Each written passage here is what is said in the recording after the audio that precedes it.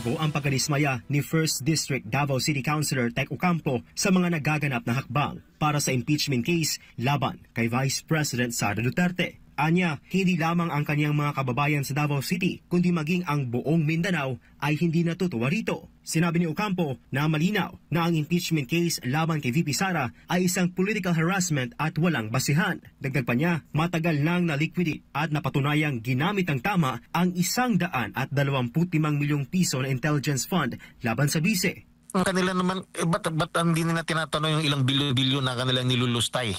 Bakit itong kay Sara napakaliit? Ginagawa lang ng paraan yan para to eliminate the Vice President because he is a very strong contender in the coming 2028 elections.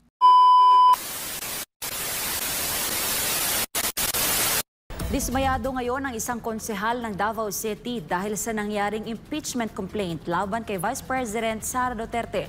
Alamin natin ang karagdagang detalye ng balita mula kay Prince Tripoli. Hindi maitago ang pagkadismaya ni 1st District Davao City Councilor Tek Ocampo sa mga nagaganap na hakbang para sa impeachment case laban kay Vice President Sara Duterte. Anya, hindi lamang ang kanyang mga kababayan sa Davao City, kundi maging ang buong Mindanao ay hindi natutuwa rito. Sinabi ni Ocampo na malinaw na ang impeachment case laban kay VP Sara ay isang political harassment at walang basihan. Dagdag pa niya, matagal nang na-liquidate at napatunayang ginamit ng tama ang 125 milyong piso na intelligence fund laban sa bise. Ang kanila naman, ba't hindi nila tinatanong yung ilang bilyon na kanilang nilulustay? Bakit itong kay Sara napakaliit? Ginagawa lang ng paraan yan para to eliminate the Vice President because he is a very strong contender in the coming 2028 elections.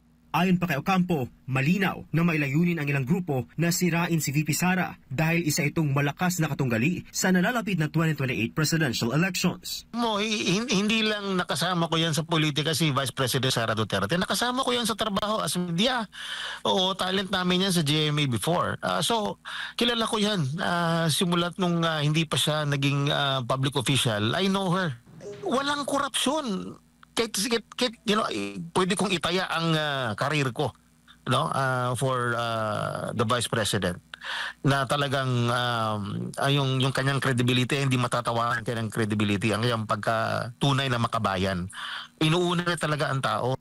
Masaya naman si Ocampo na naantala ang impeachment proceedings dahil sa adjournment ng Senado hanggang Hunyo. Nagbigay din ng komento ang konsehal sa kasalukuyang estado ng ekonomiya ng bansa. Ayon sa kanya, napakaayos ng pamamalakad ni VP Sara noon bilang alkalde ng Davao City. During the time of the Vice President as Mayor of Davao City, napakaganda ng takbo ng kalakalan sa Davao City. The service of the government services are at napakataas ang kalidad. Everybody is happy.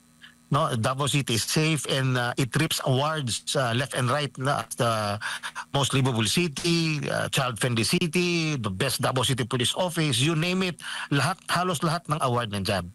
Sa huli, umaasa si Councilor Ocampo na kikilos ang Korte Suprema para siyasatin ang mga irregularidad sa 2025 national budget.